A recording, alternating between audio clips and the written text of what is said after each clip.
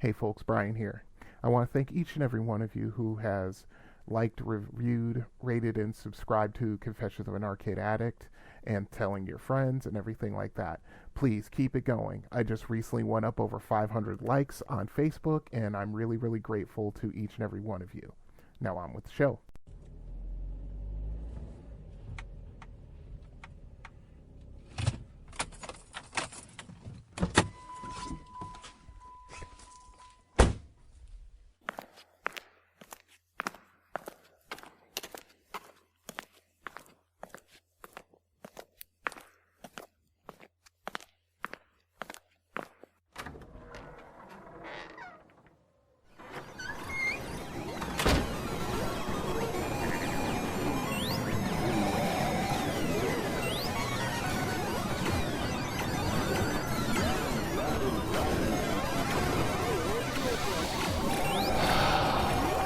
I'm home. Welcome to the Confessions of an Arcade Addict podcast, an introspective look at video gaming from the classic era to the modern day. Now here is your host, Brian. Hey folks, what's going on out there? Brian here, and this is episode number 31 of the Confessions of an Arcade Addict podcast. When last we left, I think it was about a month ago. First of all, my apologies. I've been stressed out a lot lately and working and trying basically to keep everything on even keel, and sometimes because of that, the podcast tends to take a bit of a backseat, so I apologize for that. I try and get these things out once every 3 weeks or so, and life sometimes interferes, and when it does, you know, you know. I don't have to tell you guys. I mean, hell, we're in the middle of a pandemic right now. Oh, but anyway, so when last we left off, I went up to the arcade in Brighton again. Had a pretty decent time. Um, didn't do anything of note aside from straight nining the Galaga machine, all because somebody there wanted to see me do it. So I did it. Let's see, what did I play? Played Asteroids and Star Wars, of course, and several other games, and just a normal day of stress relief at the arcade in Brighton. So nothing really to write home about there. I know I've been remiss in posting or in not posting images on Instagram, but the next time I go up there, I will make sure to do that. Um, with the social distancing and the capacity numbers of the building reduced, I think the most people they can have in there at one time is like 63, which is, I think, 50% capacity if I remember right. But yeah, so even then, there weren't that many people in the arcade. So basically had free run of the place. Had a little fun. Blew off a little steam. The usual. Um, let's see. On the home gaming front, I've been playing BattleTech a lot. I've been playing Steambird's Alliance quite a bit, and also when I found out that Star Wars Squadrons was coming out, I immediately pounced on that. Um, Full disclosure for those who don't know, um, I've been a Star Wars fan since the summer of 1977 when it came out, and anything Star Wars that's good, I'm all about it. As a matter of fact, I'm rereading the Rogue Squadron novel series that Michael Stackpole and Aaron Alston, may rest in peace, wrote back in the 90s. And yep, they're just as much fun now as the 15 or 20 times that I've read them. But that's just how it is. Um, so yeah, I bought and downloaded Star Wars Squadrons, and that game is so much fun. Oh my goodness. Um, as I said when we were all waiting for Electronic Arts to fully release the game for download and install, we're all sitting there on like a Thursday night waiting for midnight to strike so that the game, so that the servers, EA turns their servers on and you install the game and you can start playing it. And I said while I was watching all of the trailers for the game, I said this hits me right in the 1977 feels for sure. It's a lot of fun. The game takes place like 4 years after the Battle of Endor. The New Republic is fighting against the Empire, still. And one of the coolest things about the game is that you play it from both sides in the story mode.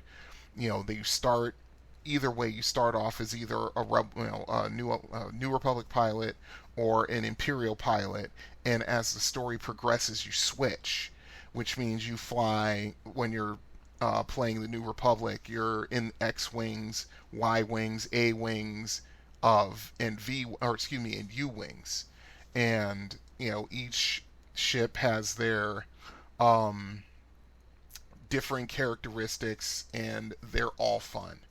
And of course, it's the same thing for when you're playing the Empire. You're flying TIE fighters, TIE interceptors, TIE bombers, and I forget what I think it's called TIE Raptors, I think, or Phantoms or something like that, but it's more of a support craft, and that's a lot of fun too. When I left off, I just finished a mission with the Phantom, and the way you have to play that ship is a lot different than just flying a TIE fighter around and shooting everything in sight. So yeah, I mean, this game is a lot of fun. There are some people out there who are negative about it, but I haven't found any significant um, flaws in the game. But I'm still working my way through story mode, and there's much more to the game, so we'll see. Um, so yeah, that's pretty much what's going on as far as gaming in my life goes right now. I did a check of emails and social media. Still nothing out there. So once again, if you have any questions, thoughts, um, anything that catches your eye over the last 30 episodes, by all means, get a hold of me, arcadeaddictbrian@gmail.com. Also, there is a number for voicemails. That number is 734-743-2433. Also, social media is humming along as we speak. I am on Facebook, Instagram, Twitter, and Tumblr. On Facebook, you just type in the search bar Confessions of an Arcade Addict. It'll take you right to the page. Also, there is a discussion group that is linked to that. So if you want to get a hold of me through there, that's cool. And also, there are people there that you can have discussions with or ask questions about games, so forth and so on. So yeah, that's there for you.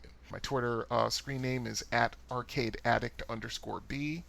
Instagram is @arcadeaddictbrian, and Tumblr is tumblr.com/blog/confessions of an arcade addict. So once again, there are multiple ways of getting hold of the show. If you got any questions, comments, as long as you're civil, have at it. We can talk about it. So then, I got a little bit here. It's a bit of a short show, but I think you'll like it. So let's get right into it. Story time.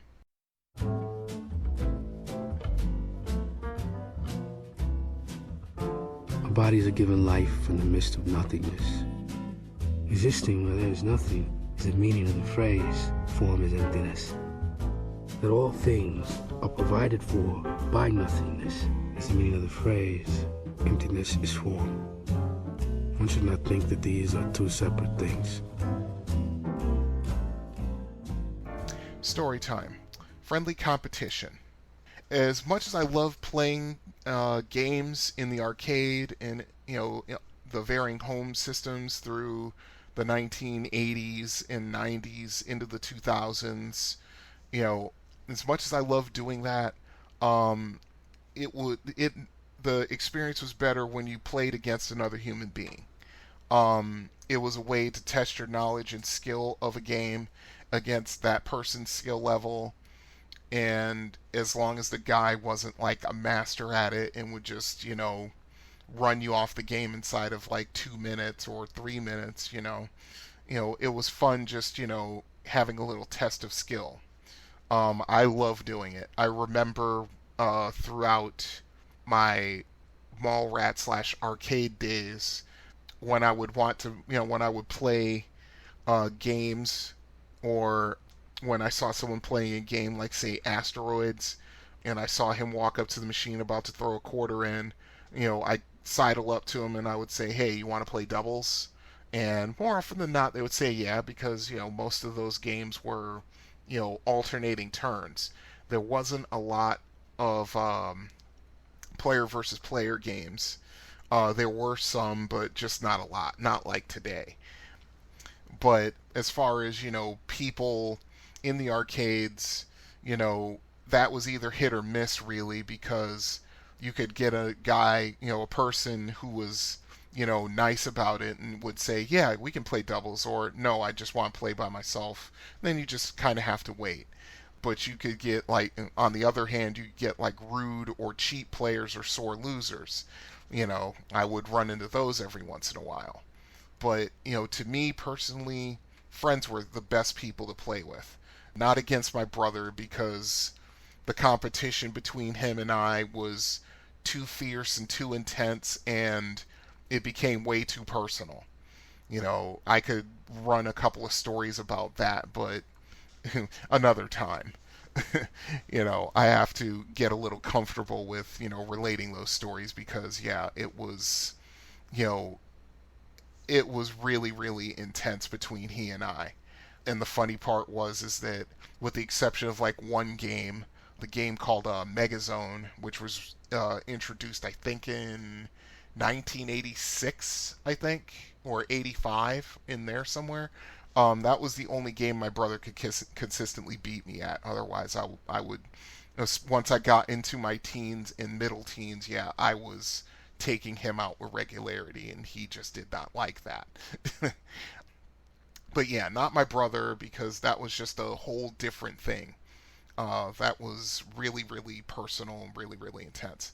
But I had the best time with my friends, because we knew there was nothing at stake aside from bragging rights. And in the case of a couple of people, bragging rights was all that mattered in, our circle of friends when it came to certain games. Let's see. There were tons of, like, different things going on at the Nintendo kiosk. I talked about that in a previous episode. I had a job there for like 3 or 4 months, right over the Christmas season of 1990 going into 1991. And before then, they were there. Yeah, they were there like in like spring of 1990, and they had like one, two, three, five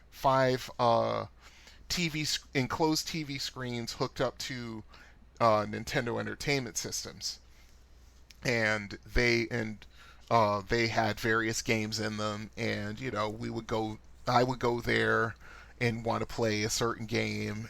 I would play like oh goodness, what was I playing? I can't even remember now. But the thing that sticks out in my memory about the kiosk before I got a job there is that myself, this kid named Mike, and like I want to say 4 or 5 other dudes, we would when Baseball Stars came out for the Super Nintendo, or not the Super Nintendo, excuse me, the NES. Once we figured out that you could create your own baseball teams, and then you could pitch yourself up against the computer-controlled teams and other created teams by other players, and it would be done tournament style, and that's how you earned money in the game to improve your team. Oh, it was on. It was on, and it was cracking. I mean, it was to the point where the competition got so intense between in that group is that we started going into the game when the other guys were around, and we would steal their best players, and we would like create like a real crappy player and stick it on their team, and then when it came time for that person to come and play, he would find out that one of his best players had been, poached. It got really personal, but it was a lot of fun.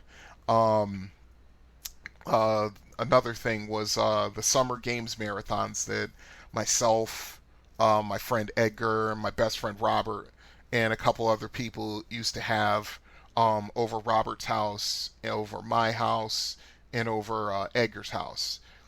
We would just get together and play summer games. For those who don't know, summer games was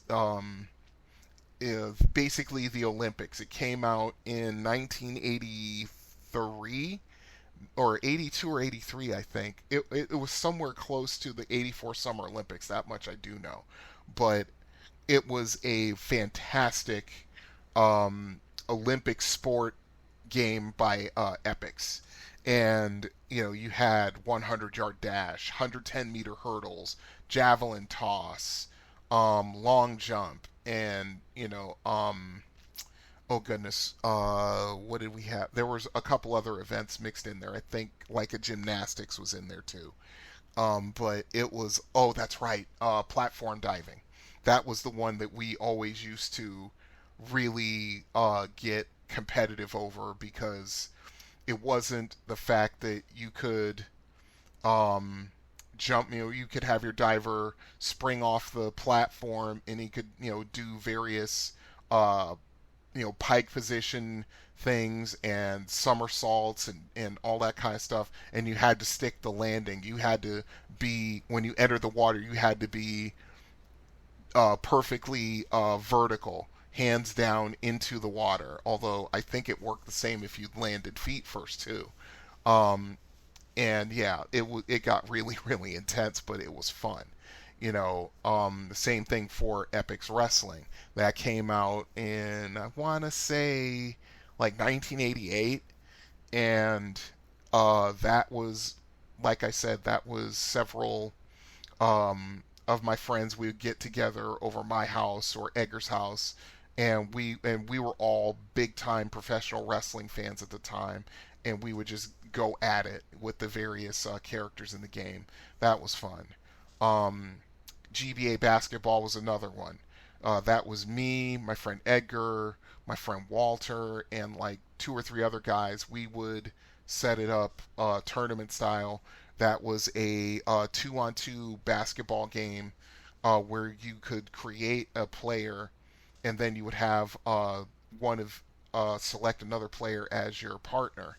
And the funny part was is they had all NBA players from, ranging from the 1960s through the 1980s, but they couldn't use their names because of course they didn't have NBA licensing. So they would use like names that you knew were the players involved, but of course they didn't use their names. But it was fun. um, Another thing that I loved about competition with friends was when I was living with my roommate, and like I've explained it in previous episodes, how we met over the Street Fighter 2 machine, and we became friends, and I ended up living with her later in the year, and then once I got established, we would go on arcade runs in Orlando, Florida, and we would be on the hunt for Street Fighter 2 machines, whether they be standard machines, the Champion editions, Super Street Fighter 2 when that came out in '93, um, and of course Super Turbo, which came out in '94 or '95, somewhere around there. And we would just push each other's games to different heights, because when I first started playing against her, she would absolutely kill me because she was really good. But I figured her out, and then I got better, and then she figured me out, she got better, and then we would just, you know, have at it. Although uh, she stopped playing against me one time when um, I did a absolute perfect move at the perfect time when she thought she had the fight won, and she got really upset by it. I mean, if you're listening, Laura, you know it's the truth. it was just one of those things where it was just absolute perfect, and I could never do it again if I tried 100 times, but it happened that once. Don't take it personal. But one of my fondest memories is when I used to go to the G Fox department store in the mall when I was hanging out. You know, as I found out, a friend of the family, his name was Bernard. He worked there. I think he worked as a stock clerk in the warehouse side of the department store. And I remember I was in there once, and I was messing around with the Intellivision, had baseball on it, and he saw me, and he said, "You know how to play this?" I said, "Oh yeah, I know how to play this. Good enough to beat you." And he's like, "All right, let's see." And he spent his entire lunch hour playing baseball with me. And I already looked up to this guy as, my surrogate older brother. By this time, my brother had gone off to the Marine Corps. And, he was a friend of, he was the son of a friend of my aunt. And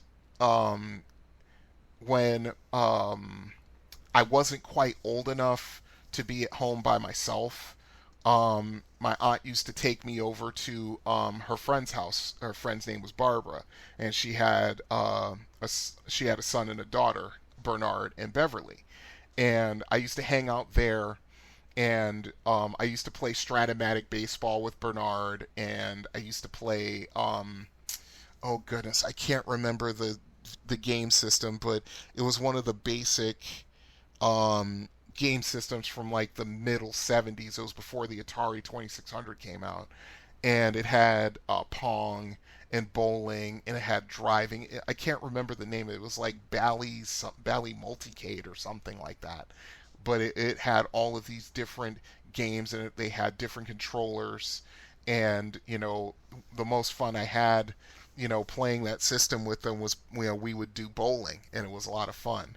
But yeah, when I found out that Bernard worked at the G Fox, we would have these epic World Series level Intellivision baseball games. And, those are memories I cherish because, like I said, I looked up to him, and, he kind of took me under his wing a little bit. And so, it was a good thing. And he was a pretty good video game player on top of it. So yeah, it was like, it was perfect. So yeah, that's story time. My stories of friendly competition and so forth. I know you guys out there listening, I know you have stories about that one guy in the arcade who always was, kicking your butt at a certain game, and you were just determined to beat him. Or you would have knockdown dragouts with a sibling or a family member, or even your dad or an uncle, something like that. I would love to hear from you about it. arcadeaddictbrian@gmail.com. Okay, with that done, let's move on to the next segment of the show, which is Are You Experienced? I'm too old for this. Hiding in front seats like a teenager. Opie, I think I'm getting too old for this stuff. I'm getting too old for this. Listen, you was born too old for this. I'm getting too old for this. I'm getting too old for this. Lying wet-arsed in the heather chasing other men's cattle. I'm getting too old for this sort of thing. Maybe you're getting too old for this. What do you think, huh? I'm not too old for this shit. I'm not too old for this shit. You will not. We're not too old for this shit. We're not too old for this shit. We're not too old for this. Say like you believe. We're not too old for this shit. Yeah. We're not too old for this. I'm not gonna buy a hemorrhoid cushion. We're not too old for this shit. Are You Experienced? Ikari Warriors. Oh boy, this game, I'm telling you, I had a love-hate affair with this game. And I'll go into it once I give you guys a little bit of information from Wikipedia about the game. Okay, Ikari Warriors is a vertically scrolling run-and-gun shoot-'em-up arcade game developed by SNK, published in North America and Europe by Tradewest, and released in 1986. Originally entitled Ikari, which is the Japanese word for fury, Ikari Warriors was SNK's first major breakthrough U.S. release. The game was released at the time when there were many Commando clones on the market. That means Commando, which was made by Capcom, which was a vertically scrolling run-and-gun shooter released in 1985, for those who don't know. What distinguished Ikari Warriors were the rotary joysticks and a two-player mode. The player characters in Ikari Warriors are Colonel Rolf Jones and Second Lieutenant Clark Still of the later King of Fighters series, and they are known outside of Japan as Paul and Vince. They battle through hordes of enemies. According to designer Keiko Iju, the game was inspired by the popular Rambo films and takes its name from the Japanese title of Rambo First Blood Part 2, which is called Rambo Ikari no Dashutsu, or The Furious Escape. Rolf and Clark also make an appearance as playable characters in Metal Slug 6 and Metal Slug 7, as well as the King of Fighters series. They're also featured as cameos in Super Smash Bros. Ultimate, as background characters in the King of Fighters Stadium stage, as well as both of them sharing a spirit. Interesting. Let's see. Gameplay. The player takes the role of commando-like warriors named Rolf, who has the red headband, and Clark, who has the blue headband, who must try to reach the village of Ikari. Enemy units attempting to kill the player include tanks, enemy soldiers, and helicopters. A number of power-ups along the way help the player achieve victory. Players must proceed from the bottom of the screen upwards toward the village of Ikari. The enemy tanks are immune to enemy bullets, and they shoot shells. As you proceed further in the game, they shoot missiles, then missiles that create massive explosions, which are can give you all kinds of problems. As you go along in the game, you also have tanks that you can jump into. The tanks are immune to enemy bullets, but they have a limited supply of fuel, and they will sustain damage when the fuel runs out or the tank is caught in an explosion. And it will kill your player unless you can get out of the tank and get clear of the tank before it explodes. The rotary joysticks are regular 8-way joysticks, but they also have a rotary control on the top of them that gives you the freedom to walk in 8 different directions and attack in 8 more. No shot is fired directly from in front of the player. The warrior uses the machine gun in his right hand and throws grenades with his left hand. If a player takes too long moving up the screen, the computer starts using what is called call for fire. A red spot appears below him, and a missile comes from the top of the screen, and if you don't get away from that red spot, the resulting explosion will kill you. This is just basically a mechanic used to speed the game up. The game is simply known as Ikari in Japan and Ikari Warriors in the United States and Europe.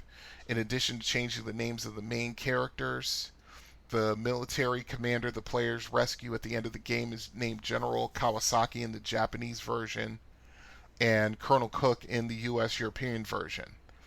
General Kawasaki's name was unchanged in the NES version. The enemies in the game were actually neo-Nazis, as evidenced by the presence of a swastika in the middle of the final room. Well, that's interesting. Huh. Okay. Let's see. In Japan, Game Machine listed Ikari Warriors on their March 15, 1986 issue as being the most successful table arcade unit of the year. And I believe that because it really got a big impact over here. In 1996, Next Generation listed the arcade version of Ikari Warriors as number 61 on their top 100 games of all time, lauding the innovative joysticks, play balance, and power-ups, which offer an invigorating boost to the character's capabilities without taking away the game's challenge. Let's see, Ikari Warriors spawned the sequels Victory Road, which was also released in 86, and Ikari 3 The Rescue in 1989. SNK released an Ikari Warriors clone in 1987 called Guerrilla War, also known as Guevara in Japan. The game features communist fighters Che Guevara and Fidel Castro as its heroes. Well, that's interesting. I didn't know that. Wow. Let's see. My experiences with it. Okay, like I said at the top of the segment, this game was really addicting to me. The first time I played it was in the game room at Bolorama, and from that first time I was in a word, obsessed. I was constantly dropping quarters into it, and there were a couple of times where I would show up with like two or three, sometimes as many as $5 in quarters, and just spending the entire day trying to beat the game. I mean, I love it. It's one of the best run and gun shooters that you'll ever play. The action is paced right. You have to plan and think almost as much as blast enemies run and gun style. I don't. It might be, at least to me, it might be underrated. But then again, as I listen to other podcasts that talk about this game, I don't think it was, because almost everybody loves it. Okay, so that's our experience for Ikari Warriors. So let's immediately pivot into time for some strategy.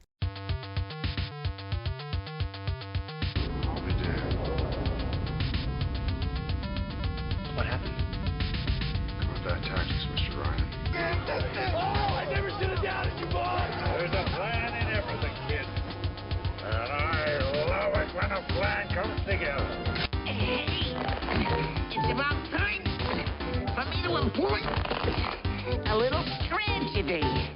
Time for some strategy. Okay, with Ikari Warriors, from the moment you put your quarter in, you press start, and you see a plane crashing in the jungle, you know you're in for an experience. I mean, that is a really good mood setter. It's simple, but really effective. At the start, you're beset by soldiers shooting at you, so dispatch them as quickly as possible without exposing yourself too much to their gunfire. Use angles to get them, and also move diagonally to evade their shots. So what that means is that you want to be perpendicular. If there's a shot coming at you from, let's say, the upper right, and it's coming, towards you on diagonal, you want to move to the upper left to get away from it. That's the best way to evade shots without, exposing yourself to, other enemy fire. As you move forward, stay on the lookout for soldiers that are dressed in red, because most of the time they carry the power-ups you need. The list of power-ups are as follows. There's a power-up that has a gun on it. Basically what that does is restore your machine gun ammo to maximum. There's one with a grenade that maxes out your grenades, because you start with a relatively low amount of bullets and grenades. There's one with a gas tank on it that will, if you're driving a tank, it refuels your tank, and it also restores all your ammo to maximum. So even if you're not driving a tank and you're just running around as one of the soldiers, you want to get that, because that refills all your ammo. There's one with a K on it that basically, when you run over that icon and pick it up, that kills all the enemy troops on the screen except the ones that hide underwater. There's one with an S. Basically, that speeds up your machine gun shots, and if you're in a tank, that speeds up your tank shots. There's one with an L that increases the range of your bullets and shells to go the entire length of the screen. One with an F, the bullets turn red and they can destroy trucks, gun emplacements, and bases. It's a piercing shot. It'll pass through rocks and other barriers without the rock or barrier blocking the shot, which helps in probably close to the middle of the game. If you're driving in a tank, now your round shells become rockets. And finally, the most important one, the one with the B, that gives you blast grenades. When you throw a normal grenade, the grenade is like whitish silver as you're throwing it. When you run over the B icon, they turn red. And when that happens, when you throw the grenade and it hits where you're throwing it at, it creates a giant-sized explosion. When you're in the tank, your tank shots become blast grenades as well. So it behooves you to pick up all of these power-ups as they come along, even if you have them. The long-range shots are extremely important, because you will come up against certain parts of the game where the enemy is entrenched on like these high walls, and the only way you can get them is to hit them with a really well-placed grenade shot, which will expose you to their fire, their machine gun fire, and possibly grenade throwers on the wall as well. And they'll throw either regular grenades or explosive grenades, depending on how far in the game you are. So yeah, these power-ups can make or break your game. As you continue in the game, you'll find tanks to jump into, like I said, and as you move further along in the game, you have to watch the fuel gauge on it and make sure that if you see any gas icons on the ground, that you get to them as soon as possible. There was one point where I was so good at this game that I could take a tank from where you first get them right after the game starts, and I could, as I got all the power-ups, I could basically run that tank all the way up to where you have to abandon it, because now you have to get in the water, and swim. So yeah, that was when I was really, really good at the game back in the day. As you're in the tank, you want to avoid enemy grenades and shells from enemy tanks, and if you get hit, you have maybe about 3 seconds to jump out of the tank and move away from the tank before it explodes, because if you're anywhere near it when it explodes, it will kill your character and cost you a life. From there, it's all about just taking out the enemy soldiers, tanks, bunkers, and helicopters while evading their fire and explosive grenades and managing your ammo. It's easier said than done, but as long as you just use a little common sense, and you have to watch out for mines, and as you get further along in the game, I think once you get to like 2/3 through the way of the game, now you have to watch out for the call for fire spots that I talked about in the previous segment, because now those are basically spots that if you run your character over it, a shell will come from the top of the screen and explode on that spot, so you have to get away from it as quickly as possible.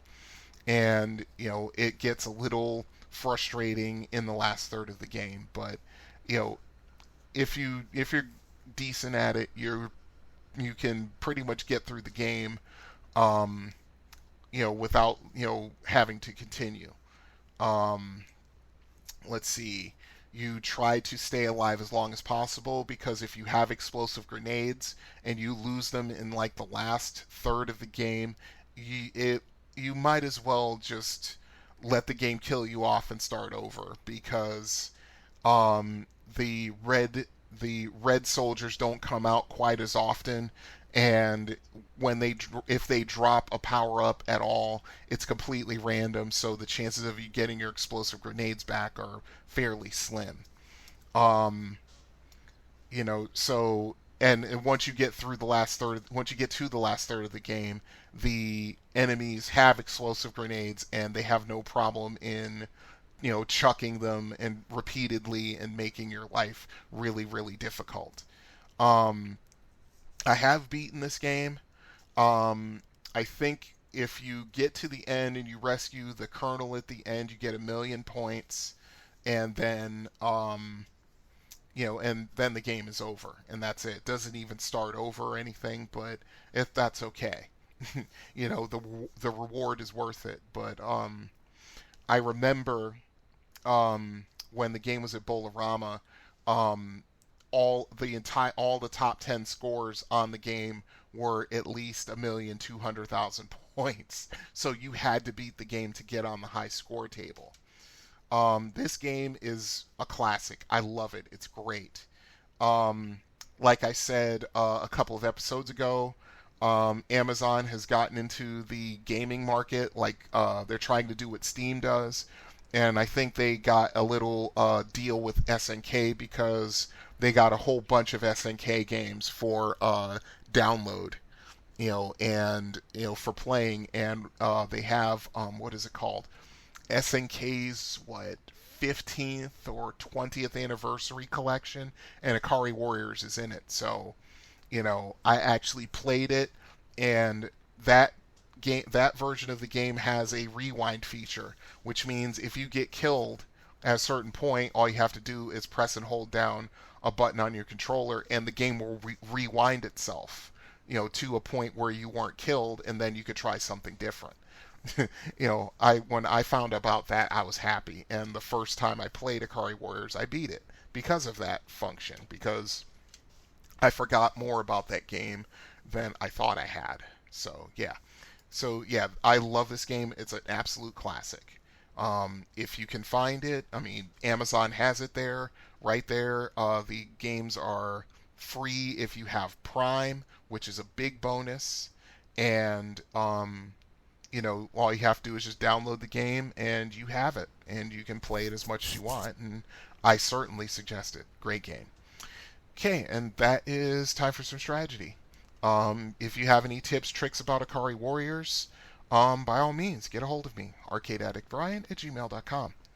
Okay, so let me get to the On the Road segment, and let's buckle up, get behind the wheel, and let's go for a little drive.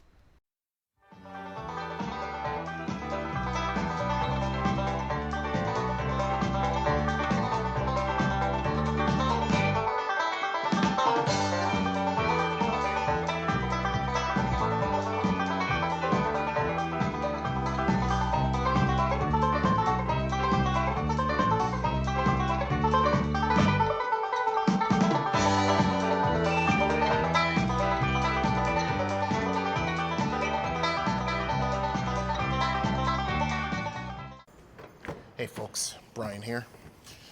Just leaving Pinball Pete's and on the way home. I was just minding my own business, playing some games, played some Street Fighter 2 Champion Edition, as I like to do at Pinball Pete's. And well, let's see, I did okay. The score was pretty good. I got like 900,000. But Bison wasn't having it tonight, so yeah, I lost. There were some dudes, younger guys. I mean, full disclosure, I'm 50 years old. Still playing video games, of course, because I still have a big 12-year-old running around inside me. So yeah, there were some younger guys. Like I want to say no older than 21.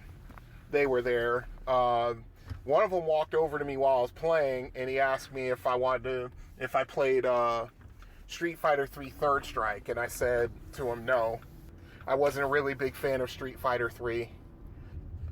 And he said, okay, and he went away, went about his business. And about 2, 3, 4, 5 minutes later, somewhere in there, I was just playing, I think I was playing Sagat at the time. Or I was either playing Sagat or I was playing Vega, one of the two. And he came over and asked, he said, oh no, he waited until I was done, that's right. And he saw I lost to Bison and he asked to play me. And I said, sure. I haven't had anybody play me in Street Fighter since, oh goodness. I can't even remember the movie I was going to see, but Street Fighter, the movie theater had Street Fighter Alpha 2 in the lobby, and I was just playing it to kill some time before the movie started, and some dudes came up on me and asked if they wanted to play me. I said, yeah, sure. And I played them and I beat them. Like, there were 3 of them. I think I beat 2 out of the 3. I think the third guy didn't even put his quarters down. But yeah, to this situation, yeah, he came in and he played me, and he played me 5 times and I beat him 5 times. That just gave me just the thought about friendly competition. Back in the day, most of the games were 2-player take turns. Very few of them were actually 1-player versus 2-player. That all changed with Karate Champ in 1984 and a couple other games which I can't remember at the time, but they were prevalent then. And I just remember when Street Fighter came out, Street Fighter came out, it wasn't so much at Karate Champ, although every once in a while I would have some dudes, want to play me in Karate Champ. And I was really good at Karate Champ back in like 1984, 1985. But it all started with Street Fighter 2. It carried over immediately into Mortal Kombat, and then a new genre was born. And, you had people playing against each other. I mean, I remember there were some guys who were really good at Street Fighter, and by gentleman's agreement, they would play against each other, but they would both pick the same character. Like with most of the ones I remember, they always both took Zangief. And, they always played against each other like that. I guess they didn't want to deal with uppercuts and fireballs and things like that, one against the other, because that does give a rather distinct advantage. And, it was really cool. There was a lot of trash talk being done and so forth and so on. I mean, my fondest memories of that kind of stuff was when my ex-roommate and I would be going on arcade runs. And, this was when the Super Street Fighter 2 Tournament Edition came out, where this one was like the full setup. This one was, God, how many machines? I think it was 4 machines. It was 4 machines linked together, and it was tournament style. And, if I was playing, usually I was good enough with Stragedy, I could get through it. I mean, without bragging, I'd say 8 times out of 10. My roommate was really good at playing Blanca. She could get through, I'd say probably at least 8 times out of 10, probably 9 out of 10 with her. And we would just go at each other in the finals, always. And by this time, I knew all her tricks. And the thing is that she would play really aggressively, and I would play defensively. So I would turn her aggression against her. The trick was with Sagat, because he has such a long reach, you have to use that to your full advantage. You can't let somebody who's playing, say, Ryu or Ken, get inside your guard, get inside the reaches of your punches, or your kicks for that matter, because, you'll end up losing that fight, because in close, Ryu and Ken have a distinct advantage. But I knew all her tricks, and I would just... I think it's when the tournament machine came out was when she stopped playing me, because I was beating her too often for her liking.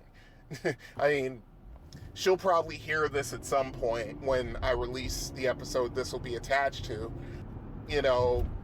I expect a message on Facebook at some point, saying, no, it wasn't like that. I beat you just as much as you beat me, blah, blah, blah, blah, blah. I was like, no. This is how it went down, folks. When I first met my roommate, she was much better at Street Fighter than I was, and I was pretty good.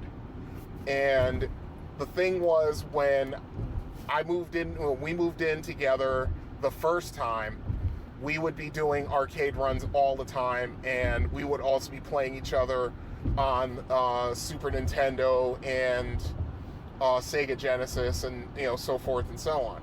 The thing is that I learned her techniques, and when you learn one person's techniques and you pretty much know the reach of the character that they use more often than not, you can kind of set it up and play it defensively, and it's frustrating because once you know your character's reach and what you can get away with and what you can't, more often than not, you'll come out on top.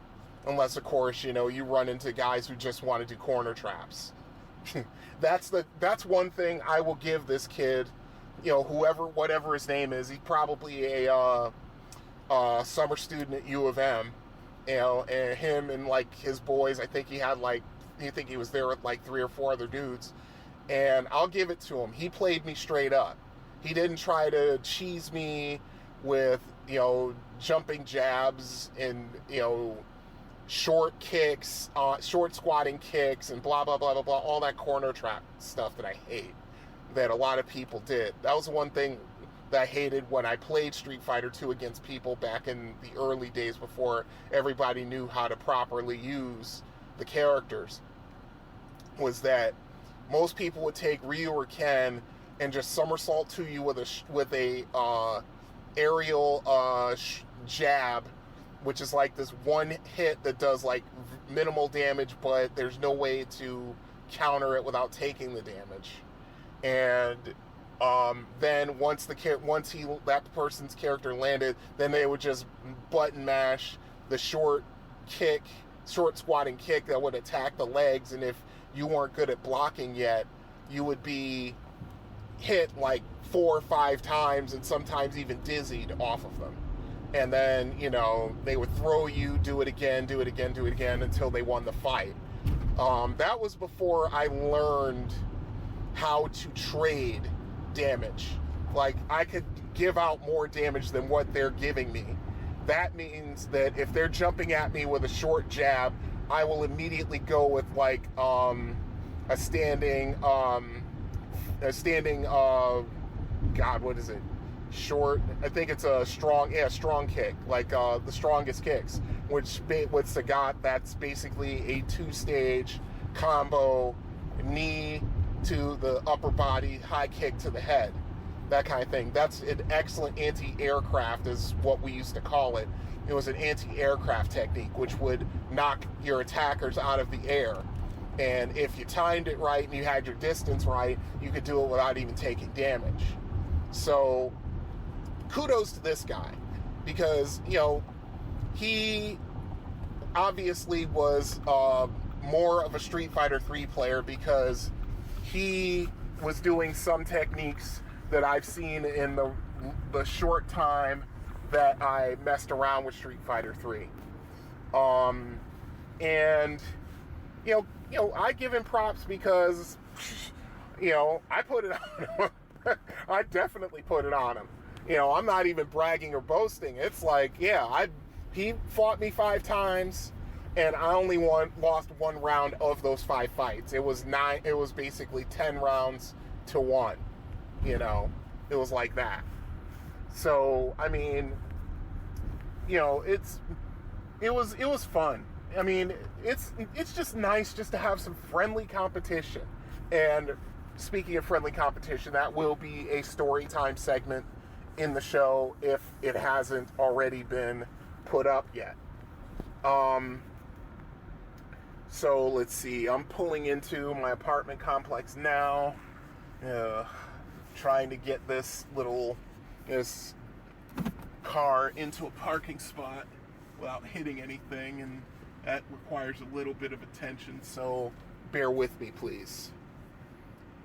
So, I mean, it's like I said, he fought me straight up, he fought fair, he was trying to do things, and, between me knowing how to exchange damage and I knew my character's reach perfectly, and he wasn't quite sure about, Ryu's reach when he first fought me. Then he took Ken the other 4 times, and, he was amazed by Ken's fierce Shoryuken, which covers quite a bit of ground. I recommended that to him, actually.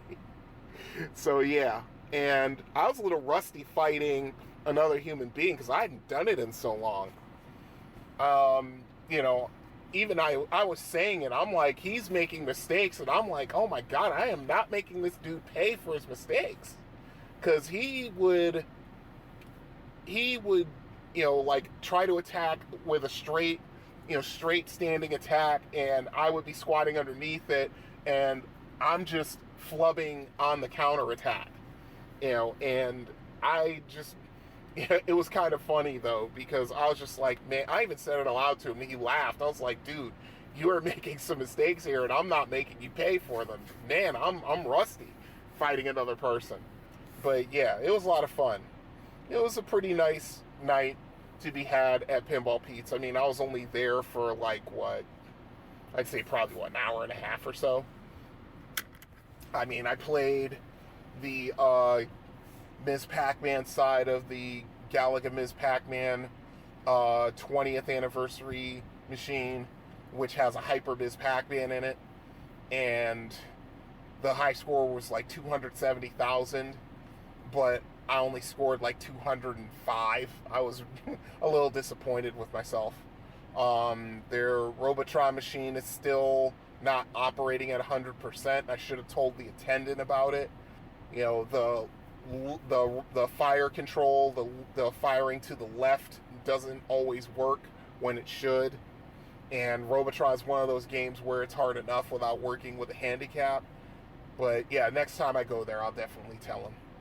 So anyway, yeah, that's my little arcade run at Pinball Pete's. It was just fun just to play against somebody who wasn't like hyper serious or so focused on the game that, that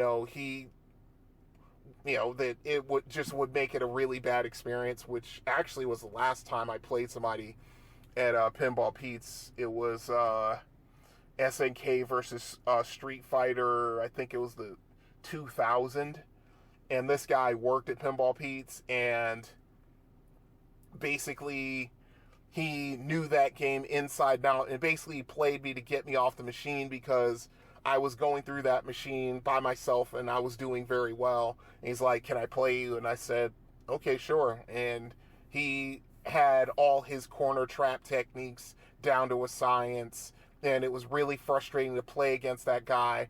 And then he's going to look at me and he's going to say, "What are you going to do?"